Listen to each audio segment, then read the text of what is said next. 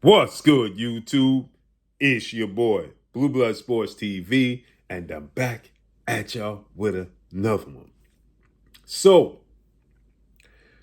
Elijah Flores, somewhat of a rookie boxer, 10 wins, no losses, no draw, 4 wins by way of knockout, is now a big guy who is a sparring partner for a major fight that's coming up. And people are saying that he's a traitor, so on and so forth. But he has a big fight coming up. Well, he is involved in a big fight coming up because he's the sparring partner for two guys who are going to fight November 22nd in undefeated two-division world champion, former undisputed lightweight, former WBC junior welterweight, now welterweight title contender, Devin the Dream Haney, who is 32 wins, no loss, no draw, 15 wins by way of knockout.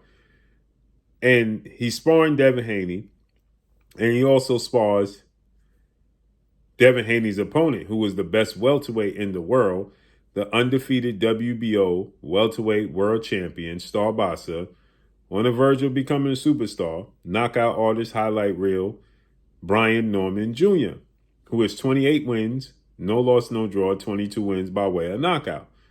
Brian Norman Jr. is a hard hitter, a hard puncher. 24 years old. Devin Haney is 27. And they're going to face off in a very, very exciting fight. And these types of things just intrigue me because Brian Norman Jr. is the puncher and Devin Haney is the boxer. I love fights like this. And this is no slight to anybody, especially when it involves two African-American fighters. Reason being is because of the versatility. When you had Marvin Hagler, Sugar Ray Leonard, Tommy Hearns, Marvin Hagler, Tommy Hearns, Sugar Ray Leonard, the roles can quickly become reversed. Now, in the case of this fight, because we saw that debacle, that outrageous situation that took place last April, where Devin Haney faced off against Mexican superstar Ryan Garcia. He got dropped 3 times. He lost a split decision.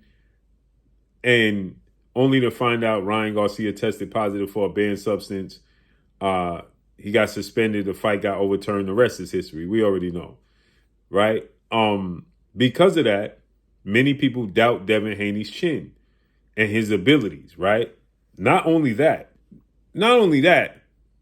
but the Jorge Linares fight is another fight that people point to and they say, you see, Devin Haney got rocked in the fight with Jorge Linares, right? And so Devin Haney as well is not a big puncher. That's not what he specializes in, right? So because he's not a big puncher and because you saw the Ryan Garcia fight and the fight with Jorge Linares, many people feel like Devin Haney, can't punch and can't take a punch. And so when you match him up against a guy like Brian Norman Jr., who is a highlight reel walking, okay, we saw he knocked Jin Sasaki's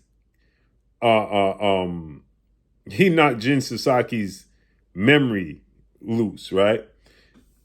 And we seen what he did against Giovanni Santillan.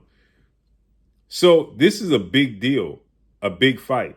So Flores is saying that he sparred Devin Haney and he sparred Brian Norman. And he's saying that Brian Norman's ability to cut the ring off, his athletic ability and his power, in order to beat him, you got to stay in the pocket. And he says that he got more out of the sparring sessions with Brian Norman than he did with Devin Haney. And Devin Haney's jab won't work. He said Brian Norman will take Devin Haney's jab away. It won't work. He says he's going to be in his face. He's going to force him to fight in the pocket. And he has a beautiful left hook that we saw Devin Haney getting hit with by Ryan Garcia. Now, here's the thing about that is that Ryan Garcia hand speed is a lot faster than Brian Norman's. I think that Brian Norman just has more thudding power, right? Just more heavy-handed than Ryan. Ryan's speed equals power. It's the shock ability of Ryan Garcia, right?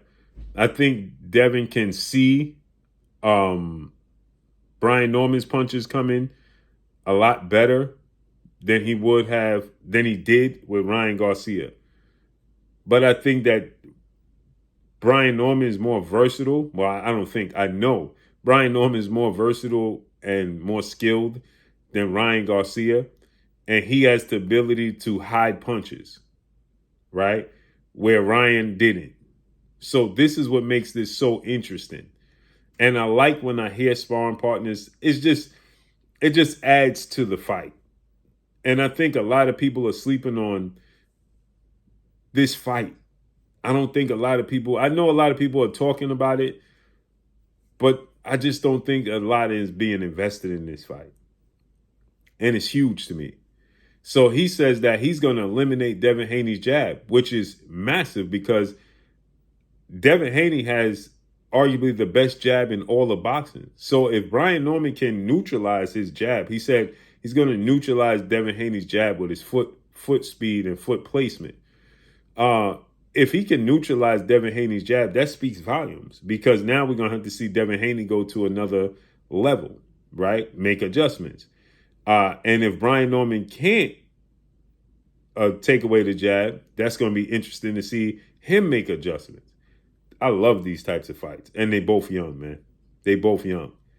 So, again, I just wanted to say, I don't knock Elijah Flores for his opinion. He's been in sparring. He took punches from Devin Haney. He took punches from Brian Norman.